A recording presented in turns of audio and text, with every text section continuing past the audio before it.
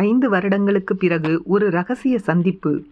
அபிநயன் சொன்ன அந்த ஒரு வார்த்தை மித்ராவை கண்ணீர் விட வைத்தது.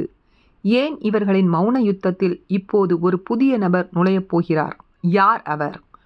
இதயம் கோர்த்த இரும்பு விலங்கு எபிசோட் 2ற்கு வரவேற்கிறேன். இரவு முழுவதும் மித்ராவின் கண்கள் உறக்கத்தை தழுவவில்லை. அவளது அப்பார்ட்மெண்ட் பால்கனியில் இருந்த பார்த்தபோது தெரிந்த தூரத்து நட்சத்திரங்கள் அவளுக்கு அபிநயனின் கூர்மையான கண்களையே நினைவுபடுத்தின. அவன் அனுப்பிய அந்த மெயில், அது ஒரு ப்ராஜெக்ட் தொடர்பான அழைப்பு மட்டும்தானா? அல்லது நீண்ட காலத்திற்கு பிறகு அவன் அவளிடம் காட்டும் நினைக்கும் ஒரு சமாதான கொடியா?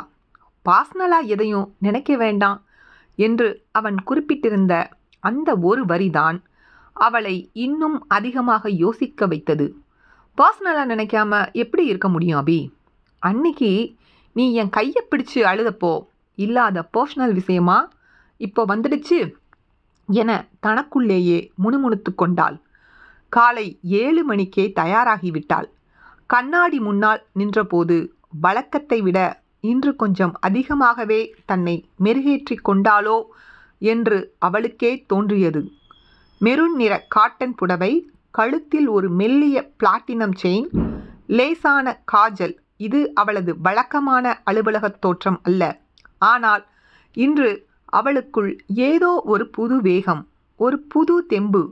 8 மணி ஆவதற்கு 5 நிமிடங்கள் இருக்கும்போதே அலுவலக கேன்டீனில் வந்து அமர்ந்து விட்டாள்.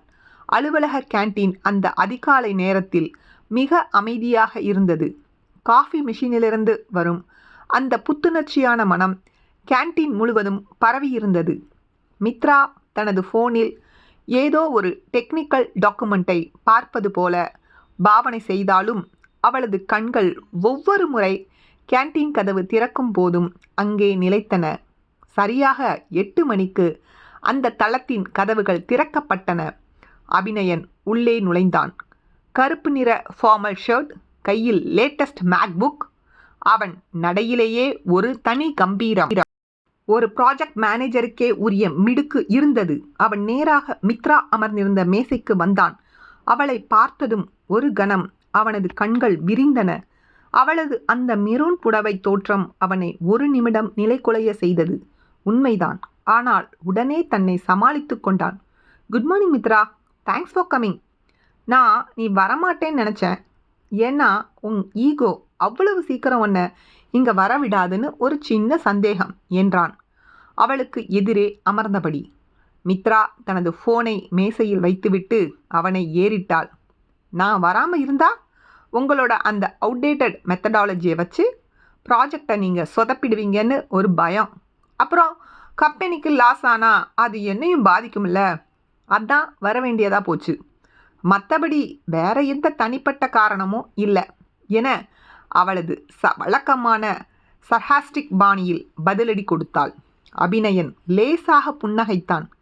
அந்த சிரிப்பு அவளுக்குள் பல நினைவுகளை கிளறியது. உங்ககிட்ட இந்த ஒரு விஷயமே மாறல மித்ரா, எப்பவும் ஒரு முள்ளுவேலிக்குள்ளேயே இருக்க. சரி, நாம் விஷயத்துக்கு வருவோம். நீ நேற்று சொன்ன அந்த மைக்ரோசாஃபிஸஸ் ஆர்கிடெக்சர், அதை எப்படி இம்ப்ளிமெண்ட் பண்ண போகிறேன்னு சொல்லு. ஏன்னா இது ரியல் டைம் டேட்டா கையாளுற ப்ராஜெக்ட். ஒரு சின்ன லேக் இருந்தாலும் க்ளவுட் சர்வர் கிராஷ் ஆகிடும். மித்ரா தனது லேப்டாப்பை திறந்து தான் இரவு முழுவதும் கண் விழித்து தயார் செய்த அந்த டிசைன் ஆர்கிடெக்சர் கோப்பை காட்டினாள். இங்கே பாருங்க அபி, நாம் சர்வரை 3ஆக பிரித்து டேட்டாவை கியூ மெக்கானிசமில் ஸ்டோர் பண்ணால் யூசர் லோட் அதிகமாகும்போது சிஸ்டம் ஹேங் ஆகாது. இதுக்கு கோலாங் தான் பெஸ்ட் சாய்ஸ். ஏன்னா அது கன்கரன்சி கையாளுறதுல கிங் என அவள் தொழில்நுட்ப ரீதியாக ஆழமாக விளக்கத் தொடங்கினாள். அபிநயன் அவளது விளக்கத்தை மிகவும் உன்னிப்பாக கவனித்தான். அவளது விரல்கள் லேப்டாப் கீபோர்டில் ஓடுவதையும் விளக்கும்போது அவளது கண்கள் உற்சாகத்தில் மின்னியதையும் அவன் ரசித்து கொண்டிருந்தான். அவளுக்கு தெரியாமல் அவளது முகத்தையே பார்த்து கொண்டிருந்தான். திடீரென அவன் குறுக்கிட்டான். ஆனால் மித்ரா, ஒரு முக்கியமான சிக்கல் இருக்கு. நம்ம டீமில் இருக்கிற மாதிரி பாதி பேருக்கு கோலாங் தெரியாது. அவங்களுக்கு லேர்னிங் கர்வ் அதிகமாகும். இது ப்ராஜெக்ட் டெட்லைனை பாதிக்கும்னு உனக்கு தெரியாதா? நாம ஏன் ரிஸ்க் எடுக்கணும்? மித்ரா லேப்டாப்பை ஒரு தள்ளு தள்ளினாள். உங்களுக்கு எப்பவும் அந்த டெட்லைன் தான் கவலைதான். புதுசாக கற்றுக்க டீம் தயாராக இருக்குது. ஆனால் நீங்கள் தான் அவங்கள ஒரு குண்டு சட்டிக்குள்ளேயே ஓட்ட வைக்கிறீங்க. ஏன்னா புது டெக்னாலஜி வந்தால் உங்களுக்கு அதை கண்ட்ரோல் பண்ணுறது கஷ்டம். இது உங்களோட ஈகோ இஷ்யூ, டெக்னிக்கல் இஷ்யூ இல்லை. உங்களுக்கு நீங்கள் தான் பெஸ்ட் அப்படின்னு காட்டிக்கணும், அவ்வளவுதான் என அவள் காரசாரமாக சொன்னாள். அபிநயன் அமைதியாக அவளையே பார்த்தான். அவனது பார்வை அவளை ஊடுருவது போல இருந்தது. ஈகோவா? நான் என் டீமோட டெலிவரி பற்றி தான் யோசிக்கிறேன் மித்ரா. நீ உன் திறமையை எங்கிட்ட நிரூபிக்கிறதுக்காக ப்ராஜெக்டை ரிஸ்க்குக்கு உள்ளாக்குற. நீ இன்னும் அந்த பழைய மித்ராவாகவே இருக்க. மற்றவங்க என்ன நினைப்பாங்கன்னு கவலைப்படாமல் உன் முடிவே சரின்னு நினைக்கிற ஆள் நீ. திறமையை நிரூபிக்க வேண்டிய அவசியம் எனக்கு இல்லை அபி. உங்களுக்கு தெரியும் நான் யாருன்னு. ஆனால் அன்னைக்கு காலேஜில் நான் உங்களை விட அதிகம் சம்பாதிப்பேன் அப்படின்னு சொன்ன அந்த ஒரு வார்த்தையை உங்களால் இன்னும் மறக்க முடியலை. அந்த வன்மத்தை இப்போது ஆஃபீஸில் அதிகாரம் மூலமாக காட்டுறீங்க என மித்ரா உணர்ச்சி வசப்பட்டு அந்த பழைய ரணத்தை தொட்டாள். அவளது குரல் லேசாக கம்மியது. கேன்டீனில் இருந்த அமைதி இப்போது கனமானது. ஏசியின் சத்தம் மட்டுமே கேட்டுக்கொண்டிருந்தது. அபிநயனின் முகம் சட்டென மாறியது. அவனது தாடை இறுகியது. அவன் மேசையின் மேல் கைகளை ஊன்றி அவள் பக்கமாக சாய்ந்தான். அவனது கண்கள் சிவந்திருந்தன. அன்னைக்கு நீ சொன்னது வெறும் வார்த்தை இல்லை மித்ரா, அது ஒரு அவமானம். நான் என் மொத்த காதலையும் சேர்த்து ஒரு ரோஜா பூவோட உன் முன்னாடி நின்னப்போ நீ என் ரேங்கையும் என் பேங்க் பேலன்ஸையும் வச்சு என்னை தரம் பிரிச்ச. அன்னைக்கு நான் உடஞ்சி போனது நீ என்னை விட அதிகம் சம்பாதிப்பேன்னு சொன்னதுக்காக இல்லை. நான் உயிராகவே நேசித்த மித்ரா ஒரு பணப்பிசாசா மாறிட்டாளேன்னு நினச்சிதான். அன்னைக்கு செத்துப்போன அந்த அபிநயனைத்தான் நீ இன்னைக்கு மேனேஜராக பார்க்குற என அவன் குமுறினான். மித்ராவின் கண்கள் கலங்கின. ஒரு சொட்டு நீர் அவள் கன்னத்தில் இறங்கியது. நான் பணப்பிசாசு இல்லை அபி. நான் உன்னை விட மேலே வரணும்னு நினச்சதுக்கு காரணம் அப்போ என் குடும்பம் இருந்த நிலைமை அப்படி. என் அப்பாவுக்கு வேலை போயிருந்தது. என் தம்பி படிப்புக்கு காசு இல்லாமல் தவிச்சோம். நான் ஒரு சக்ஸஸ்ஃபுல் பர்சனாக இருந்தால் தான் என் வீட்டை காப்பாற்ற முடியுங்கிற கட்டாயத்தில் அப்படி பேசினேன். என் சூழ்நிலை உனக்கு தெரியாது, நீ அதை கேட்கவும் இல்லை என அவள் அழுதபடி சொன்னாள். அபிநயன் ஒரு நிமிடம் அதிர்ந்து போனான்.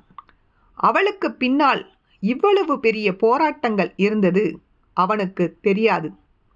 அவனது ஈகோ அவளை ஒரு தவறான பிம்பமாகவே இத்தனை காலம் சித்தரித்து வைத்திருந்தது. சூழ்நிலை எதுவாக இருந்தாலும் காதலுக்கு நடுவில் பணத்தை கொண்டு வந்தது உன் தப்பு தான் மித்ரா. ஆனால் இன்னைக்கு நான் உன் மேலே எந்த வன்மத்தையும் வச்சுக்கல. நீ ஒரு ராக் ஸ்டார் டெவலப்பர், அதில் எனக்கு எந்த சந்தேகமும் இல்லை.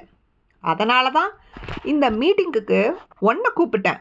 உன் டேலண்ட் எனக்கு தேவை என அவன் குரலை மென்மையாக்கினான். மித்ரா தனது கண்ணீரை துடைத்து கொண்டு ஆச்சரியத்துடன் அவனை பார்த்தாள்.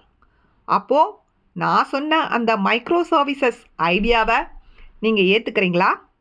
ஏற்றுக்கிறேன், ஆனால் ஒரு நிபந்தனை. இந்த மாடியூலை நீயே முன்னின்று நடத்தணும். ஒரு சின்ன பக் வந்தாலும் மேனேஜ்மெண்ட் முன்னாடி நான் உன்னை காப்பாற்ற மாட்டேன். மொத்த பழியும் உன் மேலே தான் விழும். இது ஒரு பெரிய ரிஸ்க். Are you ready?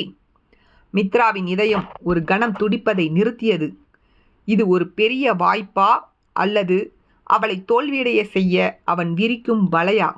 ஆனாலும் அவளது ஈகோ பின்வாங்க மறுத்தது. நிச்சயமா நான் சொன்ன ஐடியா தான் பெஸ்ட்டுன்னு உங்களுக்கும் தெரியும். ஆனால் அதை ஒத்துக்க உங்கள் ஈகோ தடுக்குது இல்லையா?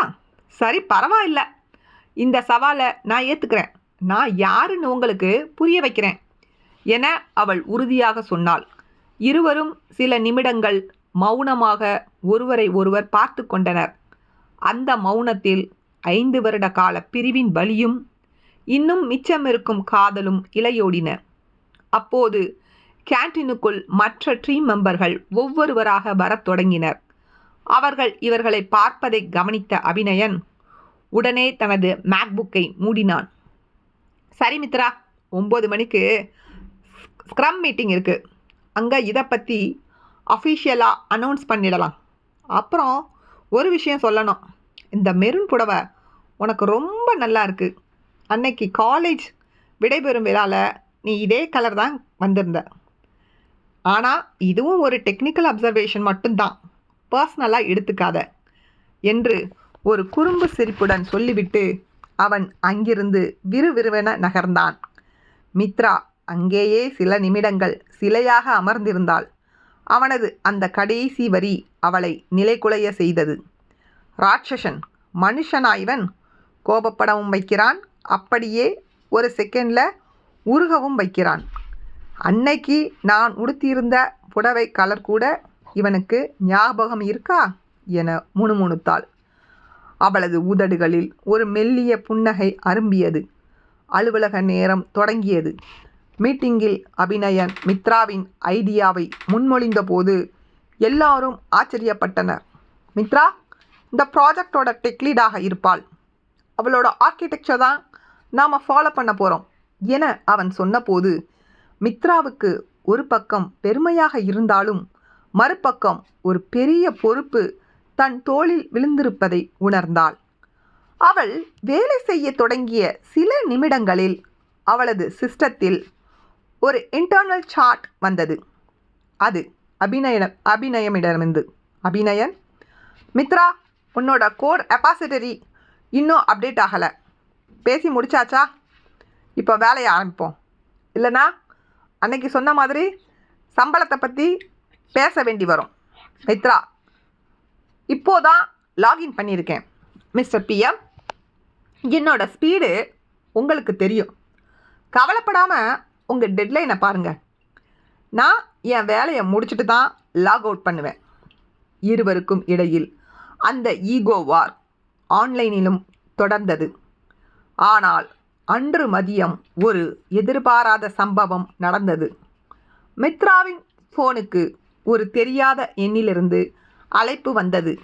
அவள் ஃபோனை எடுத்து பேசினாள். சொல்லுங்க. ஆமாம், நான் மித்ரா தான் பேசுகிறேன். ஹோ, மேட்ரிமோனியிலேருந்து பேசுகிறீங்களா? ஆமாம், என்னோட ப்ரொஃபைல் இருக்குது. சரிங்க, பையன் ஃபோட்டோ அனுப்பி வைங்க என அவள் பேசி கொண்டிருப்பதை அபிநயன் தனது கேபினிலிருந்து பார்த்து கொண்டிருந்தாள். அவனது முகம் சற்றென்று இறுகியது. கையில் இருந்த பேனா அவன் பிடியில் நொறுங்குவது போல நெறிப்பட்டது. மாலை 5 மணி இருக்கும். வானம் மேகமூட்டமாகி பலத்த மழை பெய்ய தொடங்கியது. ஜன்னல் வழியே பெய்யும் மழையை பார்த்து கொண்டிருந்த மித்ராவிடம் வந்த அபிநயன், யார் அது மதியம் ஃபோனில் ரொம்ப நேரமாக சிரித்து பேசிகிட்டு இருந்த என கேட்டான். அவனது குரலில் ஒரு விதமான பொறாமையும் மறைக்க முடியாத அதிகாரமும் கலந்திருந்தது. மித்ரா அவனை திரும்பி பார்த்து, அது என் பர்சனல் விஷயம் அபி, அதை பற்றி கேட்குறதுக்கு உங்களுக்கு தகுதி இல்லை. நான் யார்கிட்ட பேசினா உங்களுக்கு என்ன என்றாள் அலட்சியமாக. தகுதி இருக்கா இல்லையான்னு நான் முடிவு பண்ணுறேன் மித்ரா. இப்போ நீ இந்த ப்ராஜெக்டோட லீட். உன் பர்சனல் விஷயங்களால் வேலை பாதிக்கப்படக்கூடாது. ஆஃபீஸ் நேரத்தில் கல்யாண பேச்சுவார்த்தை தேவையா என அவன் சமாளித்தான். வேலை பாதிக்கப்படாது அபி, ஆனால் என் வாழ்க்கை எனக்கு முக்கியம். நீங்கள் தான் என்னை விட்டுட்டு போயிட்டீங்க. இப்போது என் வீட்டில் வேற வரன் பார்க்குறாங்க. உங்களுக்கு பிடிக்கலைன்னா நீங்கள் வேற பக்கம் பார்த்துட்டு போங்க என அவள் நேராக அவனது கண்களை பார்த்து கேட்டாள். அபிநயன் பதில் பேச முடியாமல் நின்றான். அவனது ஈகோ அவளை தடுக்க சொன்னது. ஆனால் அவனது காதல் அவளை தன் வசமாக்க துடித்தது. அவளை வேறு ஒருவனுக்கு விட்டு கொடுக்கும் எண்ணமே அவனுக்கு நரகமாக இருந்தது. மித்ரா, நான் ஒன்றும் உன்னை விட்டுட்டு போகலை. நீதான் உன் பேச்சால் என்னை விரட்டுன என முணுமுணுத்தான். போதும் மகிவி, இப்போ இதை பேசி எந்த பிரயோஜனமும் இல்லை. எனக்கு வேலை இருக்கு என சொல்லிவிட்டு மித்ரா தனது லேப்டாப்பில் மூழ்கினாள். மழை இன்னும் வலுத்தது. அலுவலக விளக்குகள் மங்கலாய் தெரிந்தன. மித்ரா தனது பேக்கை எடுத்துக்கொண்டு கிளம்ப தயாரானாள். மழையில் நனைந்தபடி அவள் காரை நோக்கி செல்வதை ஜன்னல் வழியே பார்த்து கொண்டிருந்த அபிநயன், உன்னை அவ்வளோ சீக்கிரம் நான் வேற யாருக்கும் விட்டு கொடுக்க மாட்டேன் மித்ரா. நீ என் இதயம் கோர்த்த இரும்பு விலங்கு. அந்த விலங்கு என்னை மட்டுமல்ல, உன்னையும் சேர்த்துதான் கட்டி போட்டிருக்கு என தனக்குள்ளே சொல்லிக்கொண்டான். ப்ராஜெக்ட் வேலைகள் ஒருபுறம், மித்ராவின் திருமண பேச்சுவார்த்தை மறுபுறம். இடையில் இவர்